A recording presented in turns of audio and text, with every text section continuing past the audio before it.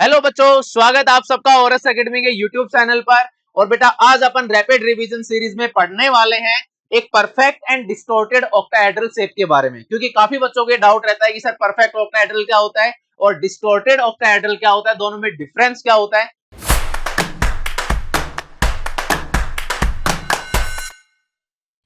ठीक है बेटा, सबसे पहले अपन स्टार्ट करते हैं स्टेरिक नंबर के बारे में। तो अपन जो ये केस पढ़ने वाले हैं, यहाँ पर केस हो रहा है बेटा स्टेरिक नंबर 7 वाला। तो स्टेरिक नंबर 7 में यहाँ पर कुछ डिफरेंट डिफरेंट केस बनते हैं भाई। कि अगर मैं बात करूं 7 बॉन्ड पेयर 0 लोन पेयर वाला केस बनता है। एक केस बनता है जहां पर आपके 6 बॉन्ड पेयर होंगे और 1 लोन पेयर होगा, वो भी एक डिफरेंट केस बनता है। तो सबसे पहले अपन एक बेसिक बात समझते हैं यहाँ पर कि स्टेरिक नंबर 7 में अगर मैं पहला वाला केस उठाता हूं यहाँ पर कि जहां पर 7 बॉन्ड पेयर होंगे और 0 लोन पेयर होगा, तो उस केस में जो शेप जो है वो कैसी बन सकती है यहाँ पर। ठीक है, तो मैंने एक एग्जांपल लिया यहाँ पर। अच्छा, यहाँ पर अगर मैं 6 बॉन्ड 7 बॉन्ड पेयर और 0 लोन पेयर वाला केस ले रहा हूं बेटा, तो वहां पर हाइब्रिडाइजेशन जो है वो अपन बोलेंगे कि sp3d3 होगी, क्योंकि ये सब बातें बेसिक बातें अपन जो है पहले पढ़ चुके होते हैं केमिकल बॉन्डिंग में। और अब मुझे मॉलिक्यूल की एक शेप को एनालाइज करना है IF7 में। ठीक है, तो यहां पर अगर मैं सेंट्रल एटम की बात करूं बेटा, तो सेंट्रल एटम अपना होगा बेटा यहाँ पर आयोडीन। ठीक है भाई, आयोडीन है सेंट्रल एटम, और आयोडीन के वैलेंस सेल में इलेक्ट्रॉन्स होते हैं 7। ठीक है, ये बेसिक सी बात अपने को पता होती है। और मैं क्या करता हूं कि उन जो 7 वैलेंस सेल के जो इलेक्ट्रॉन्स हैं उनको मैं बार बार एक्साइटेड स्टेट में ले जाता हूं, और सातों इलेक्ट्रॉन्स को जो आउटर मोस्ट सेल में जो 7 इलेक्ट्रॉन्स अवेलेबल हैं सभी को मैं अनपेयर्ड कर देता हूं वहां पर, जिसकी वजह से वो सातों इलेक्ट्रॉन्स जो हैं वो बॉन्डिंग में पार्टिसिपेट करेंगे। तो अगर आयोडीन के 7 इलेक्ट्रॉन्स अनपेयर्ड हो चुके हैं तो वो सबके सब आपके यहाँ पर बॉन्डिंग में पार्टिसिपेट करेंगे, जिसकी वजह से बनता है आपका IF7, ये मॉलिक्यूल बनता है। ठीक है, और ये एक्साइटेड स्टेट में ले जाने वाली वो सब बातें अपन बेसिक बातें हैं जो अपन केमिकल बॉन्डिंग में स्टार्टिंग में अपन बेटा पढ़ लेते हैं जब हाइब्रिडाइजेशन पढ़ना अपन स्टार्ट करते हैं। ठीक है, तो यहां पर मैंने एग्जांपल लिया IF7। तो IF7 में क्या होता है बेटा कि मैंने यहां पर एक सेंट्रल एटम ले लिया है आयोडीन, और जब 7 बॉन्ड पेयर और 0 लोन पेयर वाला केस होता है तो यहां पर एक शेप बनती है पेंटागोनल बाइपिरामिडल। ठीक है, तो IF7 जो मॉलिक्यूल जो है वो भी यही वाली शेप बनाने वाला है, पेंटागोनल बाइपिरामिडल। तो पेंटागोनल बाइपिरामिडल शेप में देखो बेटा क्या होगा यहाँ पर कि यहाँ पर जो ये आयोडीन एटम है, जो सेंट्रल एटम जो है ये वाला एटम मैंने मान लिया भाई, ये एटम आपका हो गया है आयोडीन एटम। ठीक है, ये एटम आयोडीन सबको देखो भाई दिखाई दे रहा है यहाँ पर, और इस आयोडीन एटम से एक प्लेन में बनता है पेंटागन। ठीक है, तो पेंटागन चलो भाई देखो अपन कौन कौन से एटम जो है पेंटागन बना रहे हैं, सबसे पहले ये देख लेते हैं। तो पेंटागन एक तो बना रहा है भाई ये फ्लोरीन एटम, ये फ्लोरीन एटम, ये फ्लोरीन एटम, ये फ्लोरीन एटम। और अगर मैं इन पांचों फ्लोरीन एटम्स को अगर मैं वापस से डॉटेड लाइन से ज्वाइन कर देता हूं तो ये पेंटागन बनेगा, और ये एक ही प्लेन में रहेगा पूरा का पूरा पेंटागन, जैसे आप यहाँ इस वाली शेप में देख सकते हैं। तो जैसे देखो यहाँ पर यहाँ एक फ्लोरीन एटम होगा। ठीक है, और यहाँ हर जगह एक फ्लोरीन एटम होने वाला है भाई यहाँ। ठीक है भाई, बहुत ही बढ़िया बात है। ठीक है, तो यहाँ पर एक ये पेंटागन बन रहा है आपका एक ही प्लेन में। और अगर मैंने बोला है कि पेंटागनल बाई पिरामिडल, तो पेंटागोनल बाई पिरामिडल का मतलब है कि वहां पर दो पिरामिड जो है वो निकले हुए होंगे, एक होगा अबव द प्लेन और एक होगा बिलो द प्लेन। तो जैसे यहाँ पर ये जो रेड वाले फ्लोरीन एटम्स हैं ये पेंटागन बना रहे हैं, सबके सब जो है आपके सेम प्लेन में है बेटा। ठीक है, और अगर मैं बाई पिरामिडल की बात कर रहा हूं तो एक फ्लोरीन एटम, जैसे ये ऊपर जो ब्लैक वाला जो फ्लोरीन एटम है और नीचे ये ब्लैक वाला फ्लोरीन एटम, ये एक हो गया अबव द प्लेन वाला पिरामिड और एक हो गया मान लेते हैं भाई बिलो द प्लेन वाला पिरामिड। तो अपन इसको ऐसे समझ सकते हैं कि एक ये पेंटागन बना हुआ है मान लेते हैं भाई ये प्लेन में, और एक पिरामिड जो है वो अबव द प्लेन आगे की साइड आ रहा है, और दूसरा पिरामिड जो है वो पीछे की साइड जा रहा है बिलो द प्लेन। तो इस वाली शेप को बोलते हैं अपन बेटा पेंटागोनल बाई पिरामिडल, जहां पर 0 लोन पेयर वाला केस होता है। ठीक है, तो सिंपल से अगर मैं इस वाली शेप में देखूं तो एक ये पेंटागन बना हुआ है, अपन ये इस वाले प्लेन में मान लेते हैं कि इस वाले प्लेन में एक पेंटागन बना है, और एक पिरामिड ये अबव द प्लेन है और ये वाला पिरामिड हो गया है आपका बिलो द प्लेन। तो इस वाली शेप को बोलते हैं बेटा अपन पेंटागोनल बाई पिरामिडल। ठीक है सर, इस वाली शेप में अपने को कोई दिक्कत नहीं है सर, आप तो मुझे बस ये बता दो कि जिस लिए अपन ये वीडियो बना रहे हैं वहां पर ये डिस्टॉर्टेड ऑक्टाहेड्रल और परफेक्ट ऑक्टाहेड्रल का क्या चक्कर है यहाँ पर। तो चलिए बेटा अपन चलते हैं मेन मुद्दे पर, जिसकी वजह से अपन ये वीडियो बना रहे हैं। वीडियो में अपन ये वाली चीज जो पढ़ने वाले हैं। ठीक है, तो यहां पर जो ये डिस्टॉर्टेड और आपका परफेक्ट ऑक्टाहेड्रल जो शेप जो है ना, ये मेनली बेटा यहां पर शो होगा जब आपका स्टेरिक नंबर 7 में ये केस बनेगा। कौन सा वाला केस? 6 बॉन्ड पेयर और 1 लोन पेयर वाला केस बनेगा। ठीक है, तो चलिए इसको अपन एक एग्जांपल से समझते हैं।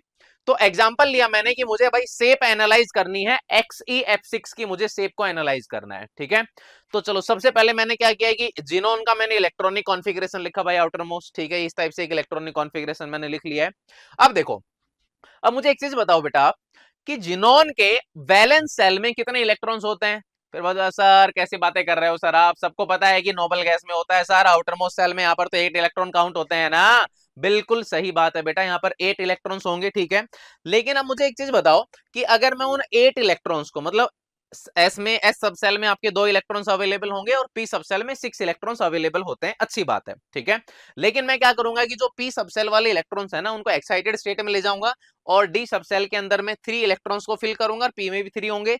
यहाँ पर ये तीनों अनपेयर्ड रहेंगे, डी वाले भी तीनों अनपेयर्ड रहेंगे, जिसकी वजह से वो 6 बॉन्ड बना सकता है, ठीक है। और यहाँ पर जो एस सबसेल वाले जो इलेक्ट्रॉन्स हैं वो पेयर्ड अप हैं, तो ठीक है भाई, वो सिंपल सी बात, मैं उनको एक लोन पेयर की तरह भी कंसिडर कर सकता हूं। तो चलो अपन देखते हैं अब बेटा इसके वाले मॉलिक्यूल की अपन बात करते हैं। तो जिनोन के वैलेंस सेल में जो इलेक्ट्रॉन्स हैं वो होते हैं बेटा कितने, 8 इलेक्ट्रॉन्स होते हैं, ठीक है। अब 8 इलेक्ट्रॉन में से जिनोन जो है यहाँ पर कितने बॉन्ड बना रहा है बेटा, 6 बॉन्ड बना रहा है। तो 8 इलेक्ट्रॉन में से 6 इलेक्ट्रॉन्स तो चले गए हैं बॉन्डिंग में पार्टिसिपेट करने के लिए, तो बचे कितने हैं बेटा, यहाँ पर 2 इलेक्ट्रॉन्स बचे हैं और 2 इलेक्ट्रॉन्स को अपन बोल सकते हैं बेटा यहाँ पर लोन पेयर, ठीक है। दो जो अनपेयर्ड इलेक्ट्रॉन बच रहे हैं उसको अपन बोलेंगे लोन पेयर। तो मैं ये यहाँ पर अभी मानकर चल रहा हूं कि जो 6 इलेक्ट्रॉन्स जो हैं अनपेयर्ड, ठीक है, ये वाले ये तो सब हो रहे हैं बॉन्डिंग में पार्टिसिपेट कर रहे हैं, और जो लोन पेयर जो है वो अपन मानकर चल रहे हैं कि वो एस सबसेल में अवेलेबल है, एस ऑर्बिटल के अंदर वो लोन पेयर जो है वो अवेलेबल है, ठीक है। अच्छी बात है सर। अब चलो अपन ने एक शेप बनाया है यहाँ पर, ठीक है, और इस वाली शेप में मैंने एक सेंट्रल एटम रख दिया है जिनोन, ठीक है। और मैंने अभी जो ये शेप बनाया है ये दिखने में लग रहा है, कैसा लग रहा है भाई, ये अपने को दिख रहा है परफेक्ट ऑक्टाहेड्रल टाइप से दिख रहा है। देखो भाई सबको दिखाई दे रहा होगा कि अपन ने ये स्क्वायर जो ये मैंने डॉटेड लाइन बनाई है ये मैंने बना लिया स्क्वायर प्लेनर टाइप से। एक फ्लोरीन को लगाया मैंने अबोव द प्लेन और एक फ्लोरीन को लगाया मैंने बिलो द प्लेन, तो ठीक है, ये परफेक्टली अभी ऑक्टाहेड्रल शेप में मैंने बना लिया है, अच्छी बात है, कोई दिक्कत नहीं है। अभी अपन समझेंगे कि यहाँ पर क्या क्या होने वाला है, चलो देखते हैं अपन। तो यहाँ पर अगर मैं बात करूं बेटा सबसे पहले, तो चलो सबसे पहले अपन बात कर लेते हैं जीनोन की, ठीक है भाई। इसको टोटल जो है इसके बॉन्ड बनने वाले 6 बॉन्ड बनने वाले हैं और इसके पास एक लोन पेयर अवेलेबल है, ठीक है। तो मुझे एक चीज बताओ, जब ये जीनोन से आपका फ्लोरीन एटम कनेक्ट होगा, लो मैंने एक फ्लोरीन एटम को कनेक्ट किया, चलो एक दो फ्लोरीन एटम्स को अपन कनेक्ट करके देख लेते हैं पहले, ठीक है। ये अपन ने कुछ फ्लोरीन एटम्स को कनेक्ट किया। अब मुझे एक चीज बताओ कि फ्लोरीन एटम जो है क्या वो पीरियोडिक टेबल में भाई काफी ज्यादा इलेक्ट्रोनेगेटिव एलिमेंट है, या अपन बोलते हैं कि मोस्ट इलेक्ट्रोनेगेटिव एटम होता है क्या, बिल्कुल होता है सर। तो अगर वो काफी ज्यादा इलेक्ट्रोनेगेटिव एटम है तो मुझे अब एक चीज बताओ, क्या वो इन कोवलेंटली बॉन्डेड जो ये बॉन्ड बने, अभी कुछ बॉन्ड जो ये बने हुए हैं यहाँ पर, क्या उन इलेक्ट्रॉन्स को अपनी साइड खींचने की कोशिश करेगा, बिल्कुल अपनी साइड खींचने की कोशिश करेगा। तो इलेक्ट्रोनेगेटिविटी की वजह से फ्लोरीन एटम के ऊपर जो है वो चार्ज कौन सा आएगा बेटा, यहाँ पर पार्शियल नेगेटिव। लो भाई अपन ने फ्लोरीन एटम के ऊपर लगा दिया है पार्शियल नेगेटिव चार्ज लगा दिया है, बहुत ही अच्छी बात है, ठीक है। तो अगर फ्लोरीन एटम के ऊपर पार्शियल नेगेटिव चार्ज काफी ज्यादा जनरेट हो गया है यहाँ पर, तो मुझे ये बताओ कि जिनोन एटम के ऊपर यहाँ पर कौन सा वाला चार्ज बेटा जनरेट होने वाला है, तो जिनोन के ऊपर जनरेट होगा यहाँ पर पार्शियल पॉजिटिव चार्ज। अब मुझे एक चीज बताओ, जिनोन के ऊपर काफी कम पार्शियल पॉजिटिव जनरेट होगा कि थोड़ा ज्यादा पार्शियल पॉजिटिव जनरेट होगा बेटा, तो अपन आ जाते हैं अपने मॉलिक्यूल के ऊपर। तो यहाँ पर बताओ जिनोन से कितने फ्लोरीन एटम कनेक्ट होंगे बेटा, 6 फ्लोरीन एटम कनेक्ट होंगे।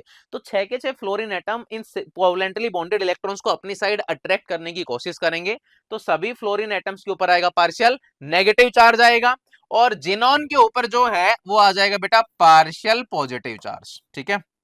चलो इसको अपन थोड़ा सा एक डिफरेंट कलर से रिप्रेजेंट कर देते हैं, अपन यहाँ पर लिख देते हैं इसके ऊपर चार्ज आ जाएगा कौन सा वाला, पार्शियल पॉजिटिव चार्ज। लो भाई अपन ने लिख दिया है पार्शियल पॉजिटिव चार्ज।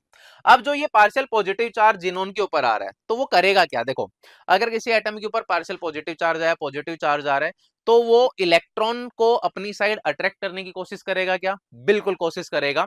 तो अब देखो जिनोन के वैलेंस सेल में कितने इलेक्ट्रॉन बताए बेटा मैंने, टोटल इलेक्ट्रॉन्स होते हैं 8। अब 8 इलेक्ट्रॉन में से बॉन्डिंग में कितने पार्टिसिपेट कर रहे हैं बेटा, बॉन्डिंग में पार्टिसिपेट कर रहे हैं 6। इसका मतलब जिनोन के पास अभी 2 इलेक्ट्रॉन्स बचे हुए हैं वैलेंस सेल में, मतलब एक लोन पेयर बचा हुआ है, ठीक है। अब जिनोन के ऊपर जो फ्लोरीन की वजह से जो है काफी ज्यादा पार्शियल पॉजिटिव चार्ज जनरेट होगा, तो जिनोन एटम उसके ऊपर पार्शियल पॉजिटिव चार्ज अगर जनरेट हो रहा है तो वो इलेक्ट्रॉन्स को अपनी साइड अट्रैक्ट करने की कोशिश करेगा। अब इलेक्ट्रॉन्स कौन से वाले इलेक्ट्रॉन्स यहाँ पर फ्रीली घूम रहे हैं बेटा? वो लोन पेयर। और अगर वो लोन पेयर वाले इलेक्ट्रॉन्स फ्रीली घूम रहे हैं तो जिनोन जो है वो उन इलेक्ट्रॉन्स को अपनी साइड खींचने की कोशिश करेगा। मतलब लोन पेयर जो है, लोन पेयर वाले जो इलेक्ट्रॉन्स जो हैं वो जिनोन एटम के पास आने का कोशिश करेगा। और अगर वो लोन पेयर जिनोन एटम के बिल्कुल थोड़ा पास आने की कोशिश करेगा तो अब जरा मुझे एक चीज बता दो बस, कि यहां पर जो ये शेप बनी हुई थी पहले, अभी है ना, इसको अपन थोड़ा मिटा देते हैं, इसका अभी अपना कोई यूज नहीं है। जो ये शेप जो बनी हुई थी लोन पेयर शेप जस्ट पहले, कौन सी वाली शेप बोल रहे थे अपन कि भाई वो परफेक्टली एक ऑक्टाहेड्रल शेप बनी हुई है, कोई दिक्कत नहीं है वहां पर, बिल्कुल अपन ने एंगल्स वगैरह थोड़ा वो 90 डिग्री से सब कुछ ऐसा दिखाने की कोशिश की है बेटा। लेकिन अगर उस जिनोन एटम के ऊपर पार्शियल पॉजिटिव चार्ज जनरेट हुआ तो उसकी वजह से होगा क्या बेटा, कि वो लोन पेयर जो दूर बैठा हुआ है, जो शांति से बैठा हुआ था कि सर देखो अपने को बॉन्ड वॉन्ड बनाना नहीं है, लोन पेयर शांति से बैठा हुआ है, उसको ना कोई लोन ना उसको बॉन्ड बनाने की टेंशन है कि भाई कोई अपने को बुलाएगा तो अपन चले जाएंगे, वरना अपन दूर शांति से बैठे हुए हैं, अपने पास कोई लोड नहीं है यहाँ जीवन में, ठीक है। तो लेकिन यहाँ पर जिनोन के ऊपर चार्ज कौन सा आ रहा है? Partial positive. पार्शियल पॉजिटिव आएगा तो क्या करेगा बेटा? इलेक्ट्रॉन्स को अपनी साइड खींचने की कोशिश करेगा। और जैसे ही इलेक्ट्रॉन्स को अट्रैक्ट करने की कोशिश करेगा तो फ्रीली इलेक्ट्रॉन्स कौन से वाले घूम रहे हैं वहां आउटर मोस्ट सेल में बेटा? वो एस ऑर्बिटल, ये वाले, ये लोन पेयर वाले इलेक्ट्रॉन्स, ये इलेक्ट्रॉन्स फ्रीली घूम रहे हैं भाई। तो उन इलेक्ट्रॉन्स को जिनोन एटम जो है वो अपने पास बुलाएगा, और जैसे ही वो अपने पास बुलाएगा तो जो आपकी शेप आप अपन ने बनाई थी ऑक्टाहेड्रल शेप, वो पूरी की पूरी शेप जो है वो बेटा डिस्टर्ब हो जाएगी। डिस्टर्ब क्यों होगी भाई? क्योंकि यहाँ पर lone pair bond pair repulsion, VSEPR theory आप लोगों ने पढ़ा होगा भाई केमिकल बॉन्डिंग में, तो यहाँ पर कुछ ना कुछ रिपल्सन होगा ना लोन पेयर की वजह से। और अगर लोन पेयर की वजह से रिपल्सन हुआ तो जो शेप आपकी बनी हुई थी वो पूरी की पूरी शेप जो है बेटा वो डिस्टर्ब हो जाएगी। और अगर वो पूरी शेप डिस्टर्ब हो चुकी है या हो गई है तो अपन उसको बोलेंगे डिस्टॉर्टेड ऑक्टाहेड्रल। तो सिंपल सा कंक्लूजन ये है बेटा कि यहां पर अगर मेरे को चेक करना है साइड एटम, इस वाले केस में 6 bond pair plus 1 lone pair वाले केस में मुझे चेक करना है साइड एटम। और साइड एटम अगर ज्यादा इलेक्ट्रोनेगेटिव एटम आ गया, जैसे फ्लोरीन आ गया है, या ठीक है ऑक्सीजन को भी अपन कंसिडर कर लेते हैं, बट मेनली यहाँ पर फ्लोरीन ही चलता है, ठीक है। तो अगर ऐसा एक इलेक्ट्रोनेगेटिव एटम आ गया है तो वो सेंट्रल एटम के ऊपर जनरेट करेगा बेटा positive charge, partial positive charge आएगा। और उस पार्शियल पॉजिटिव चार्ज की वजह से जो एक वो लोन पेयर जो फ्रीली बैठा होगा ना कहीं पे, उस लोन पेयर को सेंट्रल एटम अपनी साइड बुलाने की कोशिश करेगा, अपनी साइड अट्रैक्ट करने की कोशिश करेगा। और जैसे ही लोन पेयर थोड़ा सेंट्रल एटम की साइड आया तो पूरी जो शेप जो है, पूरे बॉन्ड्स जो पहले से बने हुए थे वो थोड़े डिस्टर्ब हो जाएंगे, बॉन्ड एंगल्स थोड़े से चेंज हो जाएंगे। और अगर बॉन्ड एंगल्स थोड़े से चेंज हो गए तो इस वाली शेप को अपन बोल देते हैं बेटा डिस्टॉर्टेड ऑक्टाहेड्रल, मतलब वहां पर परफेक्टली ऑक्टाहेड्रल शेप नहीं होने वाली है, ठीक है ना। तो इस शेप को अपन बोलते हैं डिस्टॉर्टेड ऑक्टाहेड्रल, जिसमें लोन पेयर जो है वो सेंट्रल एटम के थोड़ा आसपास होगा, जिसकी वजह से सभी बॉन्ड्स जो है वो डिस्टर्ब हो जाएंगे, ठीक है। तो यहां पर अगर मैं इस वाले मॉलिक्यूल की बात करता हूं तो यहां पर अगर मैं बात करता हूं भाई एक तो इसकी हाइब्रिडाइजेशन की, ठीक है।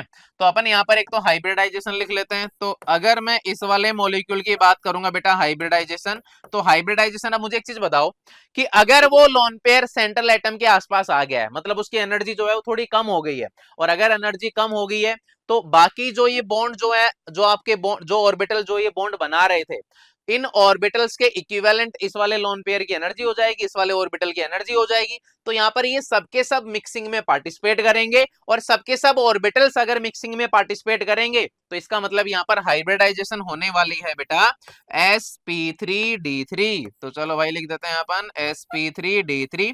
तो सिंपल सी बात ये है, p3d3, देखो भाई ये तो बॉन्ड बनाए रहे थे, लेकिन s वाला जो ऑर्बिटल है जिसके अंदर 2 इलेक्ट्रॉन्स अवेलेबल थे, अरे जिसको अपन लोन पेयर बोल रहे हैं भाई यहाँ पर, तो सबके सब यहाँ पर हाइब्रिड ऑर्बिटल बनाएंगे, मतलब हाइब्रिडाइजेशन में पार्टिसिपेट करेंगे। तो इस वाले मॉलिक्यूल की यहाँ पर हाइब्रिडाइजेशन होगी बेटा sp3d3, ठीक है भाई, बहुत बढ़िया बात है। लेकिन अगर मैं यहाँ पर शेप की बात करूंगा तो यहाँ पर इस मॉलिक्यूल की जो शेप जो होगी वो शेप अपन लिख लेते हैं भाई, शेप क्या होने वाली है बताओ भाई, अभी अपन ने पूरा कॉन्सेप्ट समझा है। तो शेप को अपन बोलेंगे क्या बेटा? शेप को बोलेंगे डिस्टॉर्टेड ऑक्टाहेड्रल, क्योंकि लोन पेयर आ गया है भाई, सबको डिस्टर्ब कर देगा यहाँ पे आकर। तो सिंपल सी बात है कि अपन इस वाली शेप को बोल देते हैं डिस्टॉर्टेड ऑक्टाहेड्रल। फिर अपन एक नया एग्जांपल लेते हैं। एग्जांपल लिया मैंने SeCl6 और ऊपर लगा दिया 2 नेगेटिव, ठीक है। तो मुझे सबसे पहले ये बताओ कि सेंट्रल एटम कौन है बेटा यहाँ पर? Se, ठीक है भाई, अच्छी बात है। इसके वैलेंस सेल में कितने इलेक्ट्रॉन्स होते हैं? कौन सी फैमिली से बिलोंग करता है सर ये? तो बेटा ये तो ऑक्सीजन फैमिली से बिलोंग करता है, तो वैलेंस सेल में कितने इलेक्ट्रॉन्स होने वाले हैं? तो बेटा इसके वैलेंस सेल में होंगे 6 इलेक्ट्रॉन्स, लेकिन मैंने अभी यहाँ पर 2 नेगेटिव चार्ज लगा दिया है। तो 2 नेगेटिव चार्ज लगाने की वजह से इसके वैलेंस सेल में हो गए भाई 8 इलेक्ट्रॉन। 8 इलेक्ट्रॉन का मतलब वो सेम टाइप की कहानी होने वाली है जो अपन ने की है भाई इस जिनोन के साथ, ठीक है? तो वही सेम टाइप की कहानी होने वाली है। आउटर मोस्ट सेल में 8 इलेक्ट्रॉन्स हैं, उनका अपन वापस से एक्साइटेड स्टेट में ले जाएंगे, वो सब कहानी अपन करने वाले हैं। तो सिंपल सी बात ही है, इसके SeCl6 2 नेगेटिव, मतलब यहां पर मैं बात कर रहा हूं Se2 नेगेटिव की बात कर रहा हूं, ठीक है? तो इसके वैलेंस सेल में हो गए बेटा 8 इलेक्ट्रॉन्स, ठीक है? तो अगर इसके वैलेंस सेल में 8 इलेक्ट्रॉन्स हो गए, तो अब मुझे बताओ कि भाई यहां पर कितने इलेक्ट्रॉन्स जो हैं वो बॉन्डिंग में पार्टिसिपेट कर रहे हैं बेटा? तो यहां पर 6 बॉन्ड बनने वाले हैं क्लोरीन के साथ, तो 6 इलेक्ट्रॉन जो हैं वो बॉन्डिंग में पार्टिसिपेट कर रहे हैं। और अगर 6 इलेक्ट्रॉन्स बॉन्डिंग में पार्टिसिपेट कर रहे हैं तो वापस से भाई 2 इलेक्ट्रॉन्स बच गए, मतलब एक लोन पेयर यहां पर बचा हुआ है, ठीक है? तो सेम कहानी है, सब कुछ सेम सिनेरियो बन रहा है जो अपना इस वाली शेप में बना था, ठीक है ना? तो यहां पर सेम सिनेरियो है, सब कुछ है कि भाई आउटर मोस्ट सेल में 8 इलेक्ट्रॉन्स हैं, 6 इलेक्ट्रॉन जो है वो बॉन्डिंग में पार्टिसिपेट कर रहे हैं, और एक इलेक्ट्रॉन जो है ना, सॉरी 2 इलेक्ट्रॉन्स जो है वो आपके एज इट इज बने हुए हैं, मतलब एक लोन पेयर जो है वो बचा हुआ है, जो कुछ भी नहीं कर रहा है, शांति से दूर कहीं बैठा हुआ है, ठीक है? अब वापस से अपन आते हैं सेम कॉन्सेप्ट। अब बताओ जरा, यहां पर जो साइड एटम जो है वो कौन है भाई? क्लोरीन एटम है। अब क्लोरीन जो है, क्या वो काफी ज्यादा इलेक्ट्रोनेगेटिव होता है कि नहीं होता है? नहीं सर, इतना ज्यादा इलेक्ट्रोनेगेटिव नहीं होता है कि वो काफी ज्यादा पॉजिटिव चार्ज जनरेट कर सके जैसे फ्लोरीन कर रहा था, ठीक है ना? तो क्या होगा कि क्लोरीन की वजह से Se के ऊपर काफी ज्यादा पार्शियल पॉजिटिव चार्ज जनरेट नहीं होगा, और अगर Se के ऊपर काफी ज्यादा पार्शियल पॉजिटिव चार्ज जनरेट नहीं होगा, और अगर जनरेट नहीं हुआ तो क्या होगा कि इसका जो वो लोन पेयर वाला ऑर्बिटल जो है ना, वो कहीं बेटा दूर बैठा रहेगा। और अगर वो कहीं दूर बैठा हुआ है तो इसका मतलब क्या होगा? देखो, अगर मैंने ये लोन पेयर को, चलो भाई यहाँ पर इंट्रोड्यूस नहीं किया, इसको हटा देते हैं थोड़ी देर के लिए। अब बताओ जरा, शेप आपको कैसी दिखाई दे रही है? परफेक्टली अपने को थोड़ा सा ऑक्टाहेड्रल टाइप की शेप दिखाई दे रही है सर, कोई दिक्कत नहीं है ना? ये स्क्वायर प्लेनर टाइप से बना हुआ है, एक क्लोरीन अबव द प्लेन, एक क्लोरीन बिलो द प्लेन अपन ने लगा रखा है, कोई दिक्कत नहीं है इसमें। लेकिन अब मैंने क्या बताया कि एक लोन पेयर अभी बचा हुआ है इसी एटम के पास, ठीक है? तो यहाँ पर साइड एटम है क्लोरीन। क्लोरीन काफी ज्यादा पार्शियल पॉजिटिव चार्ज जनरेट नहीं कर पाएगा, जिसकी वजह से क्या होगा कि Se जो है, जो एक लोन पेयर काफी दूर बैठा हुआ है, उस लोन पेयर वाले इलेक्ट्रॉन्स को अपनी साइड वो इफेक्टिवली अट्रैक्ट नहीं कर पाएगा। और अगर वो इफेक्टिवली अट्रैक्ट नहीं कर पाया तो इसका मतलब भाई लोन पेयर वाला ऑर्बिटल जो है वो काफी दूर रहेगा। काफी दूर रहने का मतलब है कि उसकी एनर्जी डिफरेंस जो है वो थोड़ा ज्यादा रहेगा, ठीक है? तो अगर एनर्जी डिफरेंस अगर ज्यादा रहा तो इसका मतलब हाइब्रिडाइजेशन में जल्दी से पार्टिसिपेट नहीं करेगा। देखो बेटा, अपन पढ़ते हैं हाइब्रिडाइजेशन पढ़ते टाइम कि हाइब्रिडाइजेशन में वही ऑर्बिटल्स पार्टिसिपेट करते हैं जिनकी एनर्जी जो है थोड़ी कंपेरेबल होती है ना, थोड़ी ऑलमोस्ट इक्विवेलेंट टाइप से रहती है या कंपेरेबल रहती है आसपास वाले। अगर एनर्जी डिफरेंस काफी ज्यादा हो गया तो हाइब्रिडाइजेशन में पार्टिसिपेट नहीं करेगा। तो सिंपल सी बात यह है, क्लोरीन की वजह से काफी ज्यादा पार्शियल पॉजिटिव चार्ज जनरेट होगा नहीं, और चार्ज अगर जनरेट नहीं हुआ तो वो ऑर्बिटल जिसके अंदर वो 2 इलेक्ट्रॉन्स अवेलेबल हैं वो काफी दूर रहेगा, और अगर वो काफी दूर रहेगा तो इसका मतलब वो हाइब्रिडाइजेशन में पार्टिसिपेट नहीं करने वाला है। और अगर वो हाइब्रिडाइजेशन में पार्टिसिपेट नहीं करेगा तो अब यहां पर मुझे ये बताओ कि कौन से ऑर्बिटल्स हाइब्रिडाइजेशन में पार्टिसिपेट करने वाले हैं? तो सिंपल सी बात ये है कि यहाँ पर 6 बॉन्ड बने हुए थे, तो 6 बॉन्ड जो है वो कौन कौन से ऑर्बिटल बनाते हैं बेटा? पी वाले सबसेल वाले बनाते हैं, तो 3 तो हो गए पी सबसेल वाले, और 3 ऑर्बिटल्स आएंगे आपके डी सबसेल वाले, जैसे अपन ने ये जिनोन वाला केस लिया था। जैसे यहाँ पर देखो, पी वाले और डी वाले जो सबसेल वाले जो इलेक्ट्रॉन्स हैं वो आपका बॉन्ड बना रहे हैं, यहाँ पर कोई दिक्कत ही नहीं है, ठीक है सर? तो यहाँ पर भी सेम कहानी होगी, यहाँ पर जो बॉन्ड बनाएंगे वो कौन से वाले ऑर्बिटल्स बनाएंगे बेटा? पी वाले बनाएंगे और डी वाले बनाएंगे। तो इस वाले मॉलिक्यूल की अगर मैं बात करता हूं हाइब्रिडाइजेशन की, तो इस वाले मॉलिक्यूल की हाइब्रिडाइजेशन अपन लिखेंगे बेटा P3 और D3। P3 D3 क्यों लिखेंगे बेटा अपन? क्योंकि यहाँ पर 6 बॉन्ड बने हुए हैं, 6 बॉन्ड का मतलब 3 p ऑर्बिटल बनाएंगे और 3 आपके d ऑर्बिटल, और इन्हीं की आपस में मिक्सिंग होगी। अच्छा, यहाँ पर सॉरी 3 यहाँ पर लिखने का कोई जरूरत नहीं है। अच्छा, 3d और 3d, तो सेल्स तो नहीं समझ रहे हो ना भाई? यहाँ पर ये सेल नहीं समझना है, मैंने बोला है कि यहाँ पर टोटल 6 बॉन्ड जो बना रहे हैं वो 6 बॉन्ड जो है 3 तो बनाएंगे p ऑर्बिटल और 3 बनाएंगे आपके d ऑर्बिटल वाले, ठीक है ना? तो सिंपल सी बात बस मैं ये बोलना चाह रहा हूं। तो टोटल यहाँ पर 6 बॉन्ड जो है वो बना रहे हैं। 6 बॉन्ड कौन कौन बनाएगा? 3p ऑर्बिटल वाले बनाएंगे, 3d ऑर्बिटल वाले बनाएंगे, कोई दिक्कत नहीं है।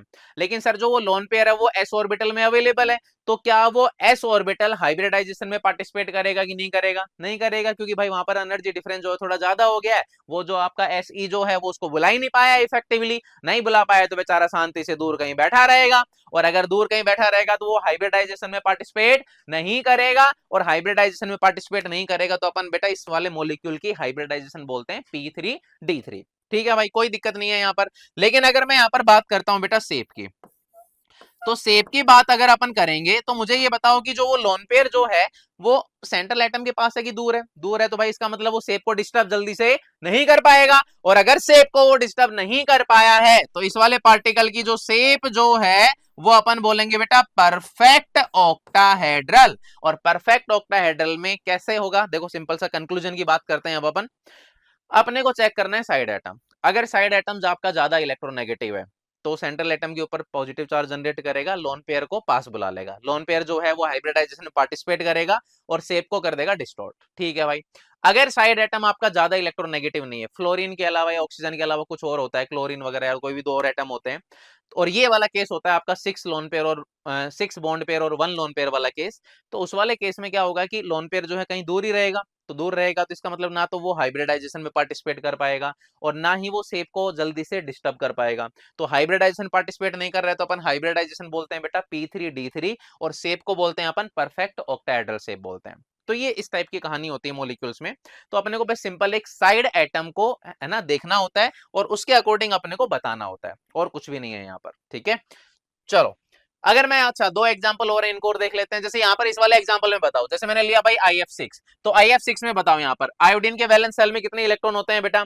सर आयोडीन के वैलेंस सेल में तो 7 इलेक्ट्रॉन होते हैं, लेकिन एक नेगेटिव चार्ज लगा दिया तो कितने हो गए बेटा? 8 इलेक्ट्रॉन हो गए, और वापस से वही वाला केस बना है। और 8 इलेक्ट्रॉन अगर हो गए हैं तो अब जरा मुझे बस इतना बता दो कि यहाँ पर साइड एटम जो है वो कौन है बेटा? फ्लोरीन। लो भाई फ्लोरीन अपन ने लगा दिया है यहाँ पर, और साइड एटम अगर फ्लोरीन है तो ये बना लिया अपन ने थोड़ा सा वही ऑक्टाहेड्रल टाइप की शेप।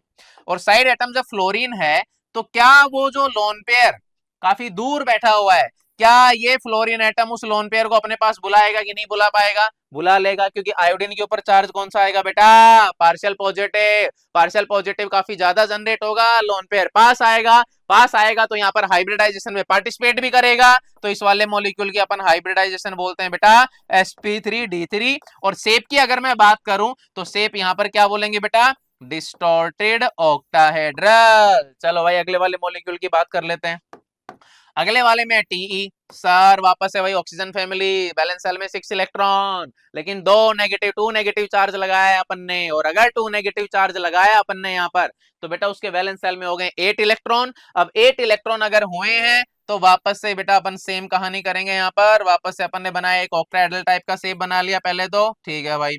अच्छा सॉरी, यहाँ पर है क्लोरीन आपका, और क्लोरीन है तो अपने को क्लोरीन लगाना है। लो भाई यहाँ पर, और क्लोरीन जो है वो टी के ऊपर effectively negative positive charge, partial positive charge generate नहीं कर पाएगा, और नहीं कर पाएगा तो जो लोन पेयर वाले 2 इलेक्ट्रॉन्स हैं वो दूर ही रहेंगे और दूर ही रहेंगे, तो इस वाले इसका मतलब ना तो शेप को डिस्टोर्ट कर पाएगा, ना ही वो हाइब्रिडाइजेशन में पार्टिसिपेट कर पाएगा।